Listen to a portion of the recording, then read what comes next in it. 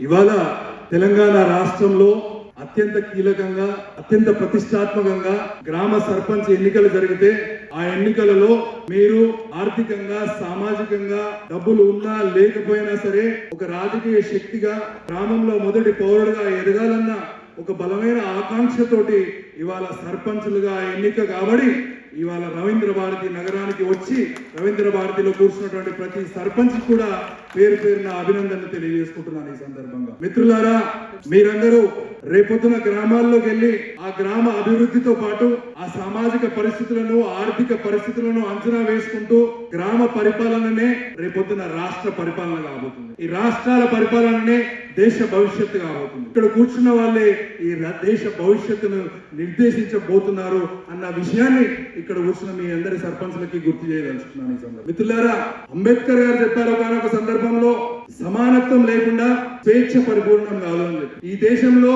అన్ని కులాలకి కూడా సమానమైన అవకాశాలు, అన్ని వర్గాలకు కూడా సమానమైన అవకాశాలు కల్పించినప్పుడే నిజమైన ప్రజాస్వామ్యం ప్రజ్వరిల్లుతుంది అని చెప్పి బాబాసాహెబ్ అంబేద్కర్ గారు చెప్పిన విషయాన్ని మీ అందరికీ గుర్తు చేస్తుంది. మనందరం కూడా సర్దార్ సర్వాయి పాపన్న గౌడ్ వారసులుగా అనేక ఉద్యమాలు చేపట్టుకుంటూ అనేక సామాజిక పరిస్థితులను ఆర్థిక పరిస్థితులను నిలదొక్కుంటూ అనేక కులాలతోటి అక్కడున్న ప్రాంతాలలో ఉన్నటువంటి రాజరిక వ్యవస్థలతోటి అగ్ర వర్గాలతోటి పోరాడుకుంటూ ఇక్కడ దాకా తీసుకొచ్చినాం. మనందరం కూడా సర్దార్ సర్వాయి పాపన్న వారసులం. ఇక్కడ కూర్చున్న వాళ్ళందరం కూడా సర్దార్ సర్వాయి పాపన్న గౌడ్ గారు గౌడ జాతిలో పుట్టినప్పటికీ కూడా సర్దార్ సర్వాయి పాపన్న గారు ఎప్పుడు కూడా బహుజన రాజ్యం కావాలి అని చెప్పి కోరుకున్న సందర్భాన్ని మీకు అందరికి గుర్తు చేస్తున్నాను ఈ సందర్భంగా.